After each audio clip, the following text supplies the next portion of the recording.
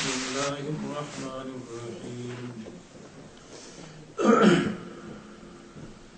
وقضى ربك ألا تعبدوا إلا إياه وبالوالدين إحسانا إما يبلغن عندك الكبر أحدهما أو كلاهما فلا تقل لهما أف ولا تنهرهما وقل لهما قولا كريما واخفض لهما جناح الذل من الرحمة وقل رب ارحمهما كما ربياني صغيرا آمنت بالله وصدق الله العظيم اللهم صل على محمد وعلى آل محمد كما صليت على إبراهيم وعلى آل إبراهيم إنك حميد مجيد اللهم بارك على محمد وعلى آل محمد كما باركت على إبراهيم وعلى آل إبراهيم إنك حميد مجيد. سارے حضرات محبت اور شوق سے درود شریف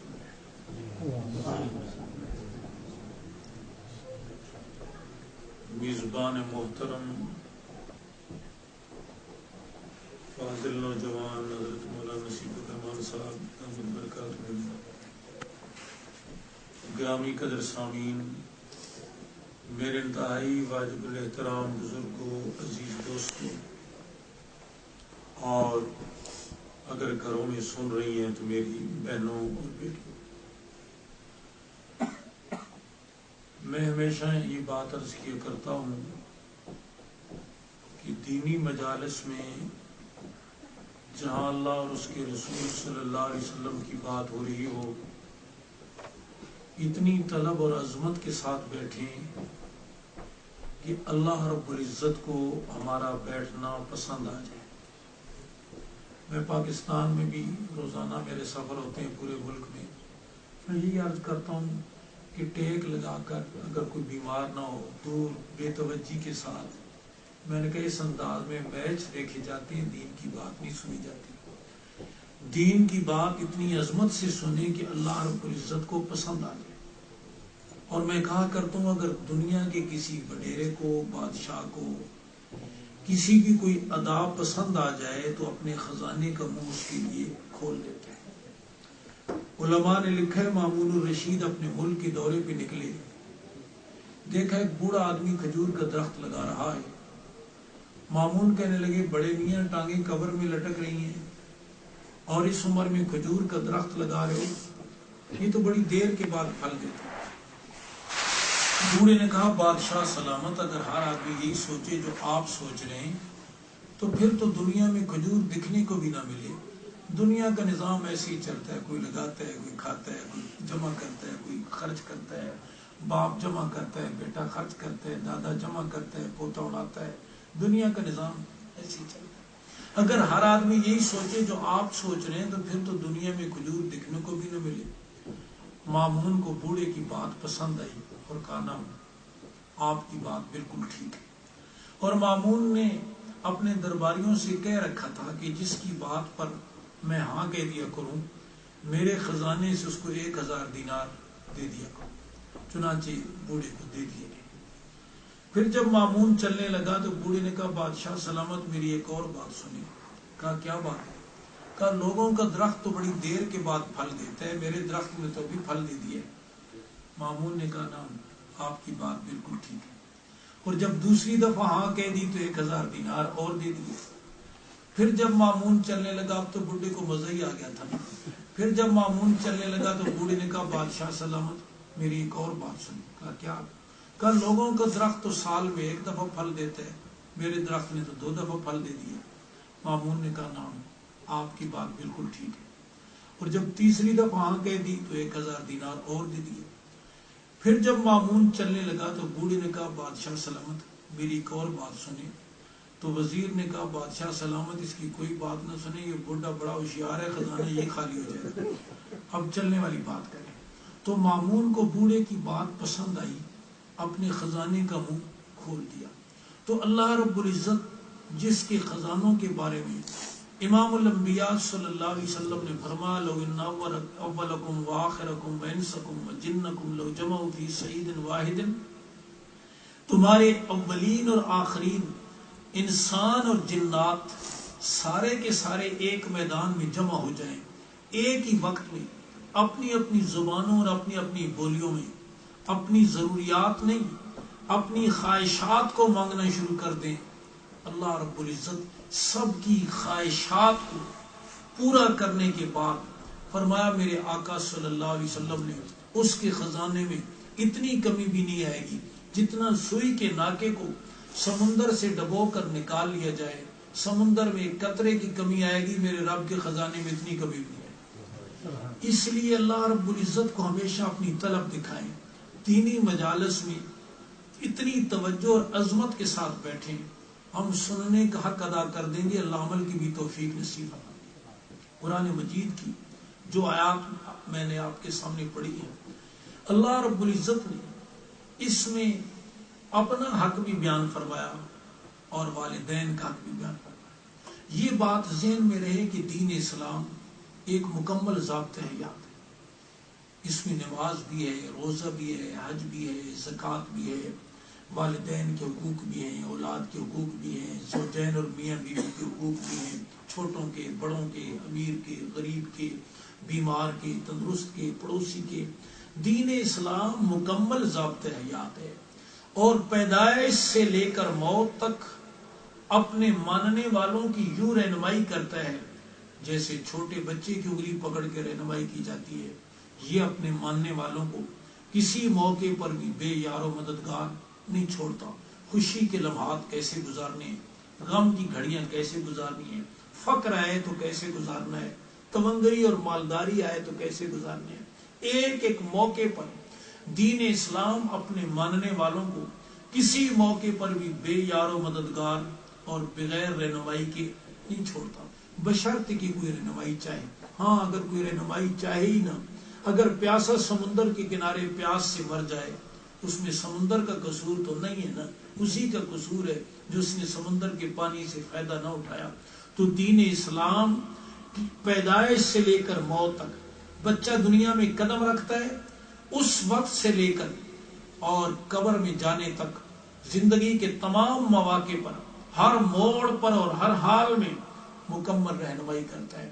اللہ رب العزت نے اس میں اپنا حق بھی بتایا اور قرآن مجید میں سب سے زیادہ اللہ رب العزت کی توحید کو ہر ورقے اور ہر صفحے پر بیان کیا گیا ہے کہ یہ بندہ خالصتاً میرا بن کر رہے، جسے میں نے ایک گندے قطرے سے ماں کے پیٹ کے اندھیروں میں بہترین صورت دے کر اتنی بلندی پر پہنچایا، اتنی عظمت پر پہنچایا۔ امام فخر الدین رازی رحمہ اللہ فرماتے ہیں انسان تو غور کر، تو کہاں تھا؟ ایک وقت وہ تھا کہ تجھے دیکھ کر جس قطرے کی شکل میں تو تھا، تجھے دیکھ کر گھن کی جاتی تھی، تو جسم سے نکلا جسم ناپاک ہوا، کپڑے پہ لگا کپڑے ناپاک ہوئے، لیکن جب اس مصور حقیقی نے تیری بہترین صورت بنا کر تجھے دنیا میں بھیجا، دیکھ کر سب کو پیار آ گیا، نان کے داد کے سارے خوش ہو گئے، چوم رہے ہیں، چاٹ رہے ہیں، اٹھا رہے ہیں، پیار کر، وہی تو تھا جسے کل دیکھ کر نفرت کرتے۔ اور فرمایا اس پر بھی تیرے رب نے اپنے رحمت اور کرم کے انعامات کے دروازے بند نہیں کیے۔ اب جب تو لیلۃ القدر میں کھڑے ہو کر اللہ کی عبادت کرتا ہے، تجھ سے ہاتھ ملانے کے لیے آسمان کے فرشتے اتر آتے ہیں، اور علماء نے لکھا ہے وہ مصافحہ کرتے ہیں تاکہ اس انسان کی جو عبادت کر رہا ہے، اس عبادت کرنے والے انسان کی ہاتھ کی برکت کو حاصل کرے، اس لیے فرشتے تجھ سے مصافحہ کرتے ہیں۔ اور غور تو کرنا تو کن گندگیوں میں، آلائشوں میں پڑا ہوا تھا، کہیں تیرا کوئی نام و نشان نہ تھا۔ حل تعالی الانسان حین من الدہر لم یکن شیئا مذکورا، کہیں تیرا کوئی ذکر نہ تھا، کہاں سے اٹھا کر اس نے تجھے کہاں پہنچایا۔ غور کر، اس کا بھی کوئی حق ہے یا نہیں؟ میں پاکستان میں چکوال کے علاقے میں گیا، ایک کھیت کے پاس سے گزرا تو وہاں میں سبزی لینے کے لیے چلا گیا، اس کھیت والے کا کتا بڑا بھونک رہا تھا۔ میں نے کہا بابا تیرا کتا بڑا بھونکتا ہے، اس نے بڑی پتے کی بات کی، ان پڑھ سا آدمی تھا لیکن اس نے بڑی پتے کی بات کی. اس نے کہا مولوی صاحب روٹی کھانا تو پھر ڈیوٹی کرتا نا. اس نے کہا روٹی کھاتا ہے پھر ڈیوٹی کرتا ہے. میں نے سوچا ایک کتا اپنے مالک کی روٹی کا خشک ٹکڑا کھا کر رات ہو یا دن، گرمی ہو یا سردی، ٹھنڈی ہوا ہو یا گرم لو، کسی صورت میں اپنے مالک کا دروازہ چھوڑتا نہیں ہے، اور انسان ان گنت نعمتیں کھا کر مالک کے دروازے پر آتا نہیں. اللہ رب العزت نے اپنا حق بتایا کہ دیکھ میں نے تجھے سر نگوں نہیں بنایا، تجھے سر بلند بنایا، تو میری نعمتوں کے سمندر میں غوطے کھا رہا ہے. ایک ایک نعمت پہ غور کر. زمین کا بچھونا میں نے تجھے دیا، نہ اتنا نرم کہ روئی کی طرح کہ تو پھنس جائے، نہ اتنا سخت لوہے کی طرح کہ تو اس کو استعمال نہ کر سکے. ہم نے اس کو تیرے لیے گودام بنایا، اس کے نیچے سے چیزیں نکل نکل کر آ رہی. آسمان کا چھت بغیر عمد ترونہا، بغیر کسی پلر ستون کے، ما لہا من فروج، اس میں کوئی دراڑ نہیں، شگاف نہیں، پھٹن نہیں، پیوند نہیں. دن میں تمہیں کام کرنا تھا، سورج کی صورت میں تیز روشنی دے دی. رات کو تمہیں آرام کرنا تھا، چاند کی صورت میں زیرو کا بلب لگا دیا.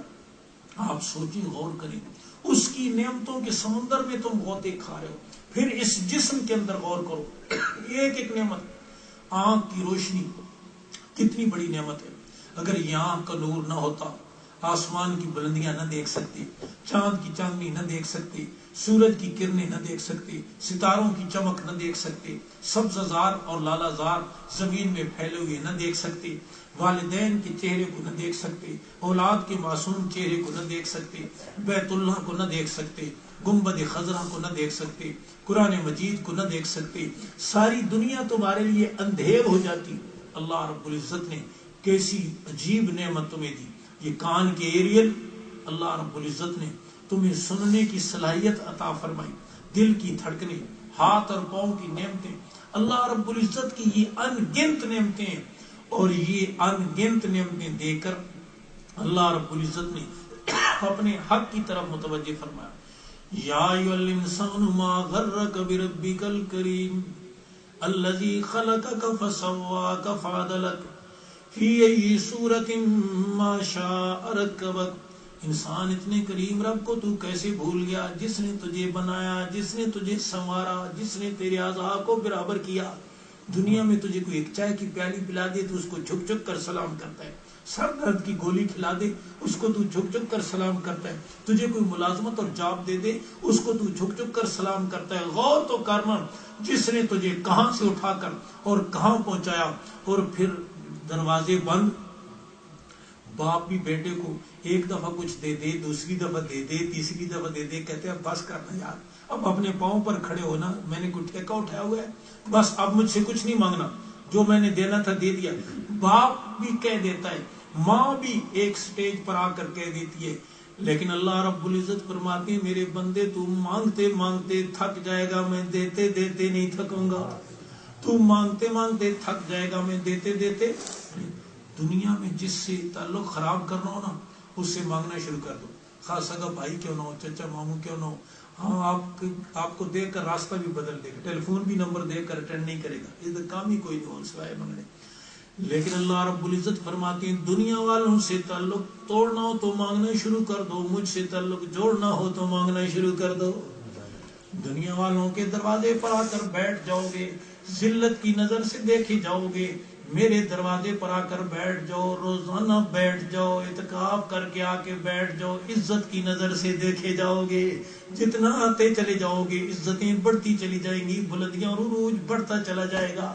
اللہ رب العزت جس نے اتنا کرم فرمایا اس کا حق. اور پھر دیکھو اللہ رب العزت نے یہ تو جسم میں نعمت میں نے ذرا سی جھلک عرض کی، اتنا وقت نہیں ہے، نیند نہیں آ رہی نا، یہ تو 4 راتیں جتنی ایک رات ہے. تو اللہ رب العزت نے یہ جسم کی نعمتیں، کائنات کی نعمتیں، روزمرہ کی نعمتیں. دیکھو آدمی دودھ پیتا ہے، کبھی ٹھنڈا، کبھی گرم، کبھی چائے میں، کبھی آئس کریم، کبھی رس ملائی، کبھی کیسے کبھی کیسے. اللہ رب العزت نے قرآن مجید میں فرمایا، کبھی غور بھی کیا ہے یہ بنایا کس نے ہے؟ وَإِنَّ لَكُمْ فِي الْأَنْعَامِ لَعِبْرَةً نُسْقِيكُم مِّمَّا فِي بُطُونِهِ مِن بَيْنِ فَرْثٍ وَدَمٍ لَبَنًا خَالِصًا سَائِغًا لِلشَّارِبِينَ. ان چوپاؤں میں تمہارے لیے بڑی عبرت. تمہاری بھینس نے منہ کے راستے سبز چارہ کھایا، اس کی رنگت سیاہ، اندر خون سرخ، پیٹ میں گوبر بدبودار. اندر ہم نے ایسی فلٹر مشین چلائی، گوبر کو ہم نے ایک طرف کر دیا، خون کو ہم نے ایک طرف کر دیا، اور ان دونوں گندگیوں کے بیچ میں سے صاف شفاف دودھ کی نہریں ہم نے اس کے تھنوں تک پہنچائیں. ہم نے خون کی سرخی کو شامل نہیں ہونے دیا. میرا بندہ بڑا نازک مزاج ہے، جس کا رنگ ہی ٹھیک نہیں ہے، ہاں کلر ہی بدلا ہوا ہے. ہم نے گوبر کی بو کو شامل نہیں ہونے دیا. کہہ گیا سمجھ لا رہی ہے، میں تو نہیں پیتا. ان دونوں گندگیوں کے بیچ میں سے صاف شفاف خالص دودھ کی نہریں ہم نے اس کے تھنوں پر پہنچائی. پاکستان میں کہا کرتا ہوں، تم ٹینکیاں بناتے ہو، چھت کے اوپر اللہ نے اس کی ٹینکی بنائی اس کے پیٹ کے نیچے. تم کتنی مہنگی ٹوٹی لگاؤ، دوسرے دن لیک کر رہی ہوتی ہے. اللہ رب العزت نے اس کی 4 ٹوٹیاں لگائیں تھنوں کی صورت میں، 20 کلو دودھ بھی آ جائے قطرہ نیچے نہیں ٹپکتا. اور فرمایا کیسا دودھ پہنچایا؟ لبنن خالص. ہاں تمہاری بالٹی میں پہنچ کر ناخالص ہو جائے، میں وہاں کہا کرتا ہوں تو یہ تمہارا کردوت ہے نا.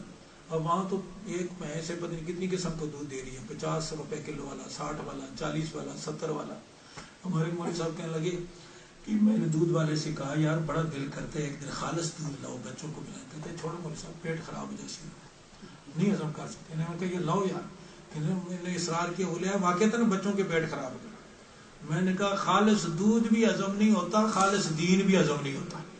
جی اتنا جیسے جسمانی معدہ خراب ہو گیا ہے نا، اسی طریقے سے روحانی معدہ بھی خراب ہو گیا. ہاں خالص دین بھی ہضم نہیں ہوتا، خالص دودھ بھی. تو اللہ رب العزت نے یہ نعمت دے کر لبنن خالص سائغن، سائغ کہتے ہیں جو الگ سے آسانی سے اتر جائے، نہ چبانا پڑے، نہ کوئی مشقت. بیمار ہے کوئی چیز ہضم نہیں کر سکتا، چبا نہیں سکتا، کہتے ہیں اس کو دودھ دو نا، دودھ کے لیے تو کوئی مسئلہ نہیں ہے. فرمایا ہم نے اس کو اس انداز میں بنایا. اب آپ بتائیں، اللہ رب العزت نے یہ نعمت دے کر ایک مطالبہ کیا، آپ بتائیں گے کہ وہ مطالبہ ٹھیک ہے یا نہیں؟ اللہ رب العزت نے فرمایا میرے بندے خالص دودھ میں نے تجھ تک پہنچایا، خالص عبادت تو مجھ تک پہنچا. میں نے دودھ میں کسی قسم کی ملاوٹ نہیں کی، تو عبادت میں کسی قسم کی ملاوٹ نہ کر. میں نے دودھ میں خون کی نجاست کو شامل نہیں کیا، تو عبادت میں شرک کی نجاست کو شامل نہ کر. میں نے دودھ میں گوبر کی گندگی کو شامل نہیں کیا، تو عبادت میں بدعت کی گندگی کو شامل نہ کر.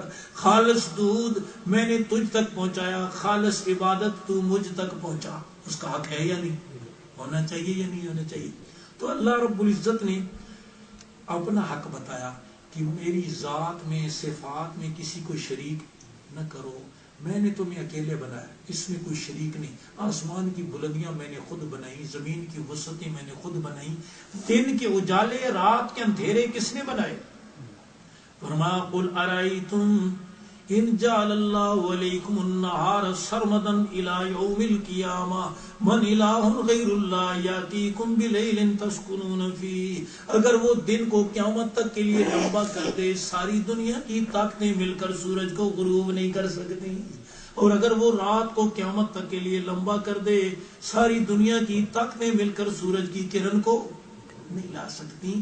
اس کا حق ہے کہ اس کی ذات میں صفات میں عبادت میں کسی کو شریک. حضور صلی اللہ علیہ وسلم نے صحابہ سے پوچھا جانتے ہو بندوں پر اللہ کا حق کیا ہے؟ عرض کی اللہ اور اس کے رسول بہتر جانتے ہیں.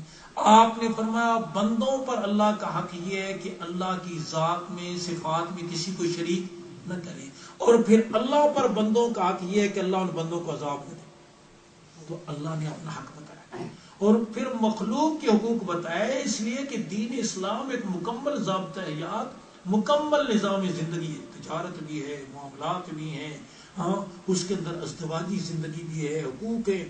آپ صلی اللہ علیہ وسلم نے چھوٹوں کا حق بتایا، بڑوں کا بتایا، پڑوسی کا بتایا. فرمایا ما زال جبریل یوصینی حتی ظننت انہ سیورث. جبریل امین مسلسل ما زال جبریل یوصینی بالجار، مسلسل پڑوسی کے حقوق کے بارے میں تاکید فرماتے رہے، یہاں تک کہ میں گمان کرنے لگا کہ پڑوسی کو وراثت میں حق دے دیا جائے گا جیسے دیگر رشتہ داروں نے. اتنی تاکید کی. آپ صلی اللہ علیہ وسلم نے صحابہ سے فرمایا واللہ لا یؤمن واللہ لا یؤمن واللہ لا یؤمن، اللہ کی قسم وہ مومن نہیں ہے، اللہ کی قسم وہ مومن نہیں ہے، اللہ کی قسم وہ مومن نہیں ہے۔ حضرات صحابہ کرام نے حضور من یا رسول اللہ، کون وہ بدقسمت ہے جس کے بارے میں آپ قسم کھا کے فرما رہے ہیں؟ آپ نے فرمایا وہ شخص جس کے شر سے اس کا پڑوسی محفوظ نہیں، جس کی ایذا سے اس کے شر سے پڑوسی۔ اور ہمارے اکابر اور بڑے کتنا اس کا خیال رکھتے تھے۔ امام ابو حنیفہ رحمہ اللہ کے پڑوس میں ضروری نہیں ہے کہ پڑوسی نیک ہی ہو، ہاں اگر پڑوسی غیر مسلم بھی ہے اس کا بھی حق ہے، انسان ہونے کے ناطے سے ایک حق ہے، پڑوسی بھی ہے مسلمان بھی ہے، دو حق ہو گئے، پڑوسی بھی ہے مسلمان بھی ہے رشتہ دار بھی ہے، تین حق ہو گئے، رشتہ دار ہونے کا بھی، مسلمان ہونے کا بھی، پڑوسی ہونے، اور جس کا گھر جتنا قریب ہے اس کا حق اتنا زیادہ ہے، پھر اسی طریقے سے درجہ بدل۔ تو کچھ ضروری نہیں ہے کہ بعض اوقات ہاں وہ بیچارہ کمزور ہے نیک نہیں ہے، یہ نہیں کہ نیک ہے تو پھر اس کا خیال رکھیں، اور جب وہ بدکار ہے تو پھر نہیں، پڑوسی کا حق ہے، شریعت نے بتایا ہے۔ امام ابو حنیفہ رحمہ اللہ کے پڑوس میں ایک آدمی نوجوان موچی کا کام کرتا تھا، دن کو جوتے مرمت کرتا، شام کو مزدوری ملتی، شراب اور گانے بجانے کی چیزیں لے کر آتا، ساری رات شراب پی کر گانے بجانے، پورا محلہ اسے تنگ، اور اس نشے میں وہ ایک شعر پڑھتا تھا عربی میں، جس کا ترجمہ یہ میں بڑا اچھا جوان تھا، سرحدوں کی حفاظت کے کام آتا، لوگوں نے مجھے ضائع کر دیا، یہ پڑھتا تھا، محلہ تنگ، انہوں نے شکایت کی اور وہ جیل میں پہنچ گئے۔ اگلی رات خاموشی رہی، امام ابو حنیفہ رحمہ اللہ نے پوچھا وہ آج ہمارا پڑوسی کدھر گیا، آواز نہیں آئی؟ لوگوں نے بتایا وہ تو یوں شکایت کی آبادی کے لوگوں نے اور وہ جیل پہنچ گئے۔ امام ابو حنیفہ اس کو رہا کرانے کے لیے بنفس نفیس خود جیل تشریف لے گئے، ہلچل مچ گئی، وقت کا امام یہاں کیسے؟ پوچھا جیل حکام نے، امام ابو حنیفہ رحمہ اللہ نے فرمایا میرے پڑوسی کو تمہارے آدمی گرفتار کر کے لے آئے، میری ضمانت پر اسے رہا کر دو، چنانچہ فوراً رہا کر دیا گیا۔ جب وہ رہا ہو کر باہر آیا، امام ابو حنیفہ رحمہ اللہ نے اس کو قریب بلایا اور اس کے کان میں فرمایا تو کہتا تھا لوگوں نے مجھے ضائع کر دیا، میں نے تو تجھے ضائع نہیں ہونے دیا۔ اس نے امام صاحب سے کہا آپ بھی اب اپنا کان میرے قریب کریں، کان قریب کیا، اس نے کہا میں بھی آپ سے وعدہ کرتا ہوں آج کے بعد اللہ کے کسی حکم کو ضائع نہیں کروں گا۔ سچی توبہ کی، امام ابو حنیفہ رحمہ اللہ کے شاگردوں میں شامل ہوا، وقت کے فقہا میں اس کا شمار ہوا۔ تو پڑوسی کا حق بتایا، چھوٹوں کا حق بتایا، بڑوں کا حق بتایا، یہاں تک کہ جانوروں کے حقوق بتائے آپ صلی اللہ علیہ وسلم نے۔ اور ان حقوق کی فہرست میں اللہ اور اس کے رسول صلی اللہ علیہ وسلم کے حق کے بعد شریعت مطہرہ میں سب سے زیادہ حق جو بتایا وہ والدین کا حق بتایا، والدین کو اولاد کا حق بتایا، اچھا نام رکھو، ان کی دینی تربیت کرو، دین سکھاؤ، ان کی آخرت کی فکر کرو، والدین کے اوپر بھی اولاد کا یہ حق ہے، بچہ پیدا ہو اس کے کان میں اذان کرو، اچھا نام رکھو، بڑا ہو بولنے لگے اللہ کا نام سکھاؤ، دین سکھاؤ، اور بڑا ہو جائے مناسب اس کی شادی کا انتظام کرو، یہ سارے والدین کے اوپر حق ہیں۔ اور سب سے بڑا والدین پر حق یہ ہے اولاد کا کہ اس کی دینی تربیت کریں، دین سکھائیں۔ کبھی والدین اس کو سوچا کرتے تھے آج جیسے اولاد کی طرف سے کوتاہیاں ہو رہی ہیں، والدین کی طرف سے بھی، کھانا تو کھلا دیتے ہیں لیکن اس سے بڑھ کر یہ تو غیر مسلم بھی کر رہا ہے، جانور بھی کر رہے ہیں۔ کون سا جانور ہے جو اپنے بچوں کو نہیں کھلاتا؟ چڑیا اپنی چونچ میں ایک ایک دانہ لا کر کھلاتی ہے، تنکا جمع کر کے گھونسلہ بنا کے دیتی ہے، یہ کوئی کمال کی بات نہیں۔ تیرا کمال یہ ہے کہ اولاد کی تربیت کر، زندگی میں تیری آنکھوں کی ٹھنڈک بنی، مرنے کے بعد صدقہ جائے گا۔ حضور اقدس صلی اللہ علیہ وسلم کی چاروں بیٹیوں میں سے سب سے چھوٹی اور لاڈلی بیٹی سیدہ فاطمہ رضی اللہ تعالیٰ عنہ، صحابہ فرماتے ہیں دوپہر کو ایک ہاتھ سے چکی پیس رہی ہوتی، دوسرے ہاتھ سے اپنے بچوں حسنین کو پنکھا چل رہی ہوتی، زبان سے سورہ یاسین کی تلاوت کر رہی۔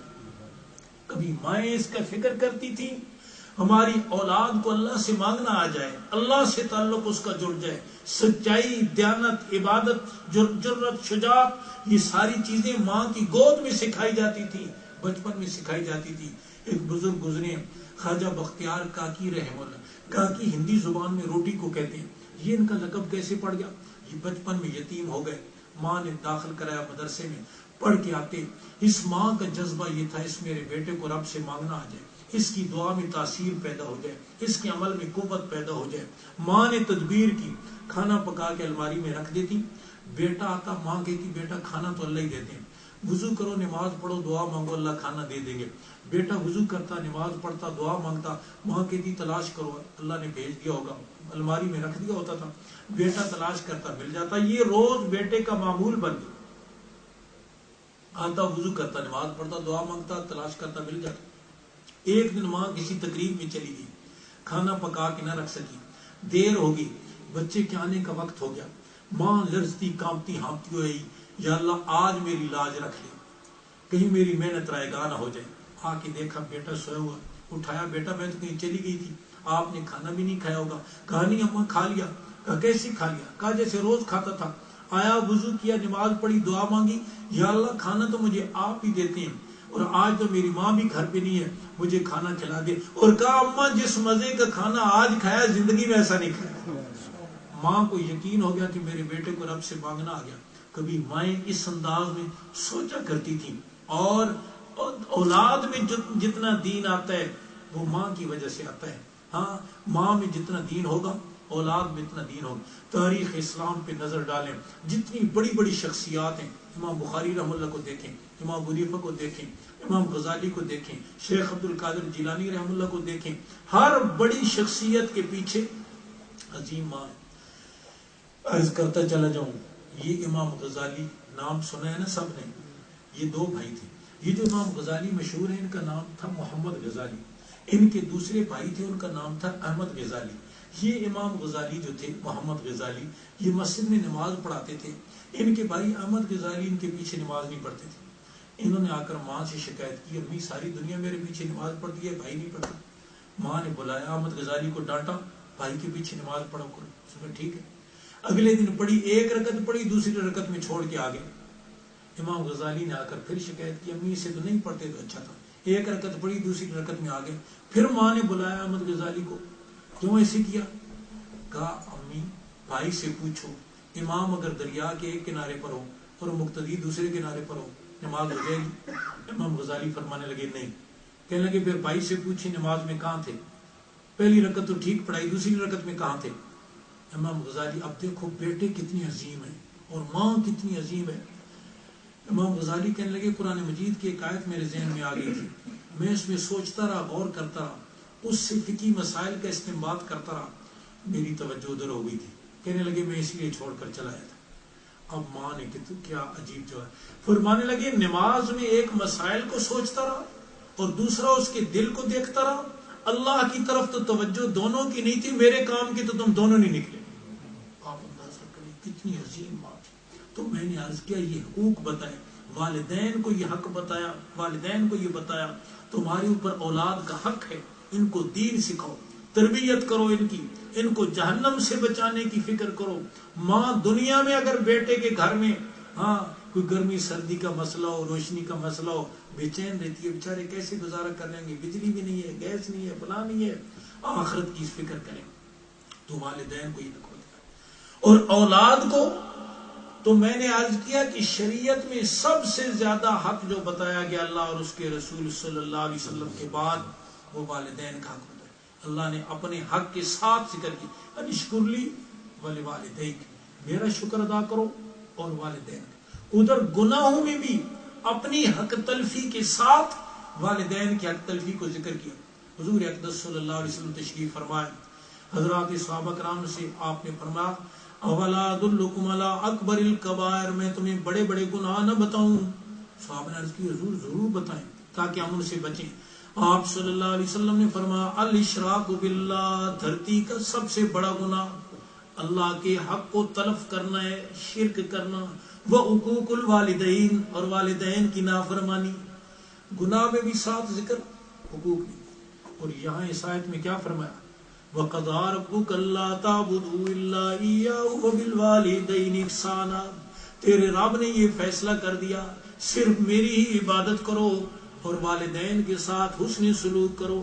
اما یبلغن عندک الکبر احدهما او کلاهما فلا تقل لهما اف ولا تنهما, دونوں یا دونوں میں سے ایک بڑھاپے کو پہنچ جائیں، خدمت کرتے کرتے جھڑکنا تو دور کی بات، ماتھے پر بل لانا تو دور کی بات، فرمایا اکتا کر کبھی ٹھنڈی سانس بھی نہ لو، اف تک بھی نہ کرو۔ علماء مفسرین فرماتے ہیں تکلیف دینے کا سب سے کم درجہ یہ تھا کہ آدمی ٹھنڈی سانس لے، اکتاہٹ کا اظہار کرے، اس پر بھی پابندی لگی۔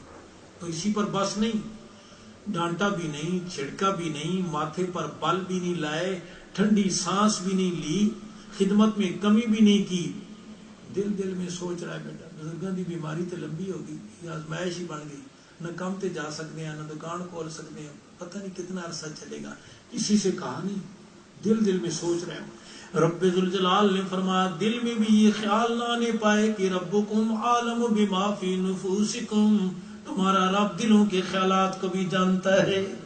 آپ اندازہ کرو، حد کر دی، دل میں بھی یہ خیال، اور کیا کرو پھر؟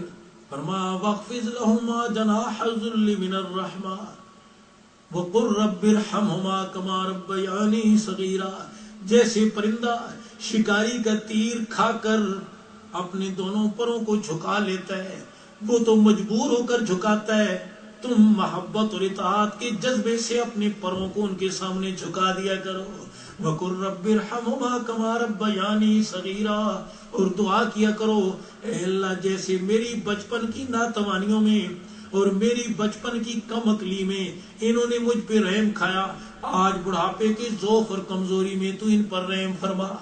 یہ پر دعا کیا، صحابی حاضر خدمت ہوئی، عجیب عجیب باتیں پوچھی صحابہ نے ہمارے لیے، اللہ ان کی قبروں کو منور فرمائے۔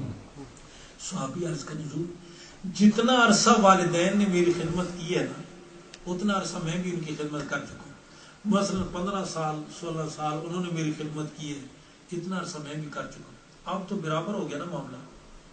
آپ صلی اللہ علیہ وسلم نے فرمایا میرے جان نثار تو زندگی بھر بھی ان کی خدمت کرتا رہے، تیری خدمت ان کی خدمت کے برابر نہیں ہو سکتی، اس لیے کہ وہ تیری خدمت کرتے رہے تیری زندگی کی تمنا کے ساتھ، اور تو ان کی خدمت کر رہا ہے ان کی موت کی امید کے ساتھ۔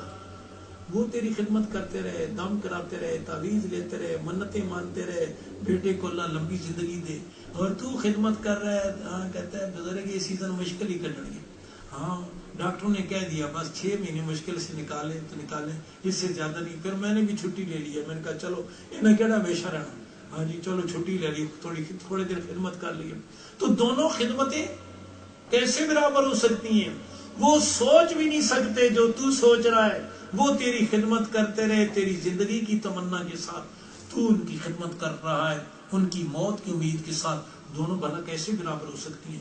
اور پھر یہ بات ذہن میں رہے، بعض اوقات اولاد جھڑکتی ہے ڈانٹتی ہے، نہیں سمجھ آتی تو تمہارا دماغ نہیں کام کر رہا، فرمایا یہ باتیں ناگواریاں تمہاری بھی انہوں نے برداشت کی۔ علماء نے لکھا ایک بوڑھا باپ بیٹھا ہوا، ساتھ جوان بیٹا بیٹھا ہوا ہے، سامنے دیوار پر آ کر ایک کوا بیٹھا، بوڑھے باپ نے بیٹے سے پوچھا بیٹا یہ سامنے دیوار پہ کیا بیٹھا ہے؟ اس نے کہا بجی کوا بیٹھا ہے۔ پھر 1 منٹ بعد پوچھا بیٹا دیوار پہ کیا بیٹھا ہے؟ اس نے کہا کوا بیٹھا ہے نا۔ پھر 1 منٹ بعد پوچھا بیٹا دیوار پہ کیا بیٹھا ہے؟ اس نے کہا کوا بیٹھا ہے نا۔ پھر 1 منٹ بعد پوچھا بیٹا دیوار پہ کیا بیٹھا ہے؟ اس نے کہا کوا بیٹھا ہے نا۔ بڑھیا تیرا نظر نہیں آتا دماغ کھا گیا، یہ کہہ کر ڈانٹنا اور چھڑکنا شروع کر دیا۔ بوڑھا باپ اٹھا، الماری کھولی، اس میں سے ایک ڈائری نکالی، 30 سال پہلے کی تاریخ نکالی، اس 30 سال پہلے کی تاریخ میں لکھا ہوا تھا یہی میرا بیٹا جو اب جوان ہے، 30 سال پہلے جب یہ بچہ تھا میرے پاس بیٹھا ہوا تھا، سامنے دیوار پر آ کر ایک کوا بیٹھا، اس نے مجھ سے 50 دفعہ پوچھا دیوار پہ کیا بیٹھا ہے، میں نے ہر دفعہ محبت سے جواب دیا، اس کا سوال بڑھتا گیا میرا جواب بڑھتا گیا، اس کا تکرار بڑھتا گیا میری شفقت بڑھتی گئی، اس کا اصرار بڑھتا گیا میری نرمی بڑھتی گئی۔ اس نے کہا بیٹا یہی سوال 30 سال پہلے تو نے مجھ سے 50 دفعہ پوچھا تھا، میں نے ہر دفعہ محبت سے جواب دیا، آج 4 دفعہ کے پوچھنے پر تو نے مجھے ڈانٹنا اور چھڑکنا شروع کر دیا۔ تو دوستو میرے بھائیوں میری بہنوں اور بیٹیوں غور کرو، ہماری ناگواریاں بھی بڑی برداشت کی۔ پھر امام الانبیاء صلی اللہ علیہ وسلم نے اپنے عمل سے سمجھایا کہ ماں کا حق کیا ہے، اپنے عمل سے سمجھایا بیٹی کا حق کیا ہے، بہن کا حق کیا ہے۔ آخری بات عرض کروں توجہ سے سنیں، حضرات صحابہ کرام فرماتے ہیں حضور تشریف فرما،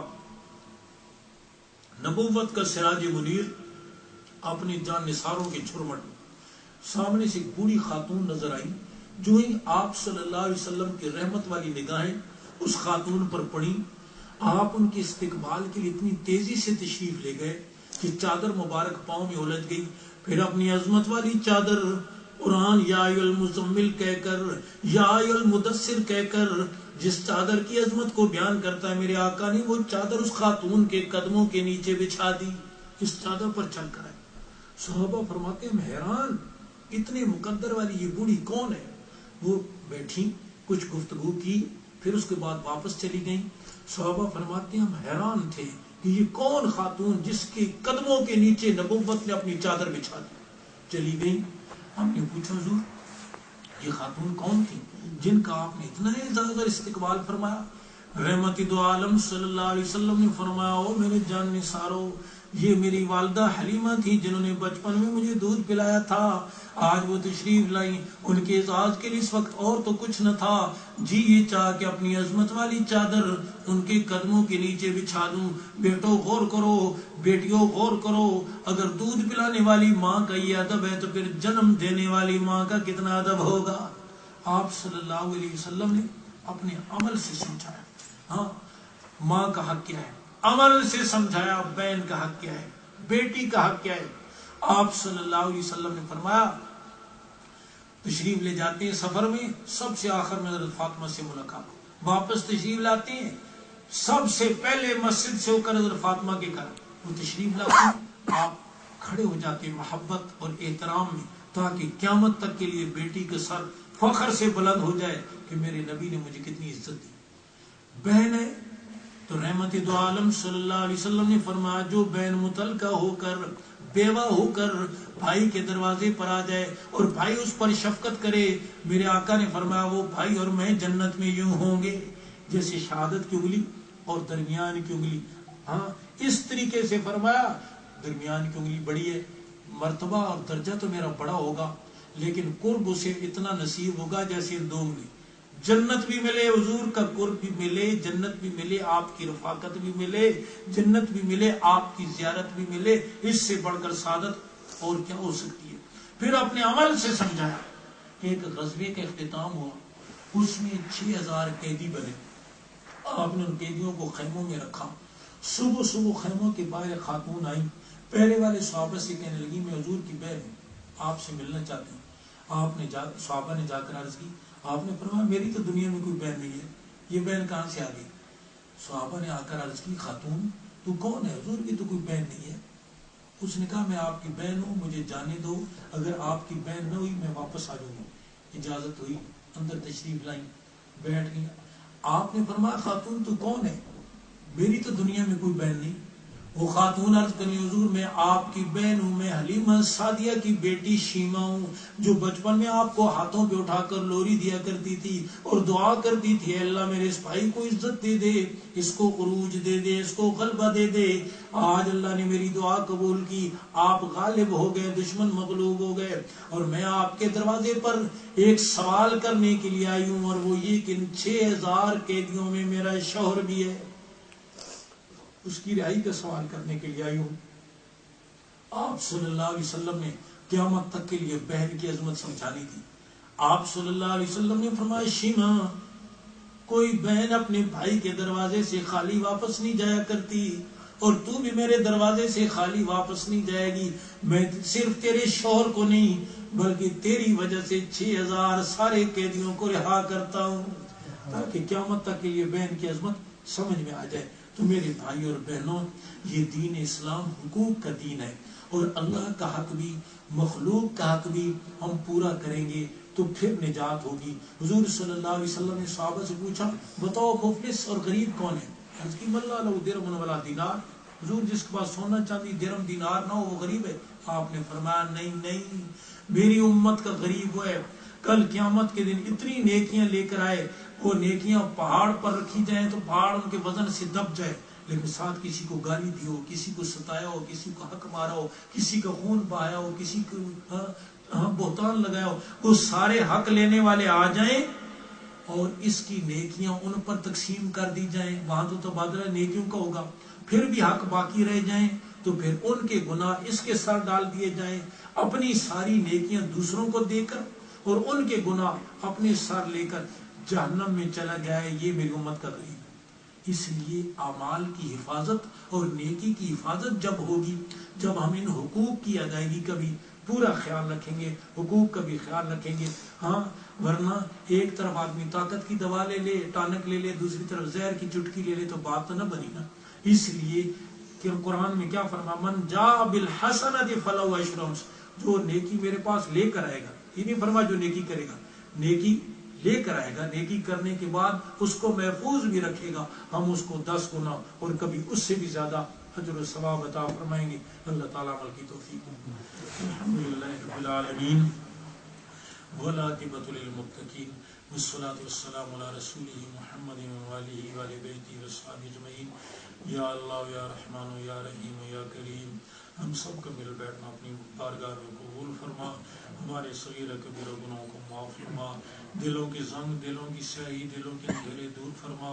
اے اللہ اپنی محبت، اپنا تعلق نصیب فرما، اپنی بندگی نصیب فرما، حضور اقدس صلی اللہ علیہ وسلم کی سچی محبت، سچی غلامی نصیب فرما، آپ کی ایک ایک ادا سے، ایک ایک سنت سے محبت نصیب فرما، پورے دین پر چلنے کی توفیق نصیب فرما۔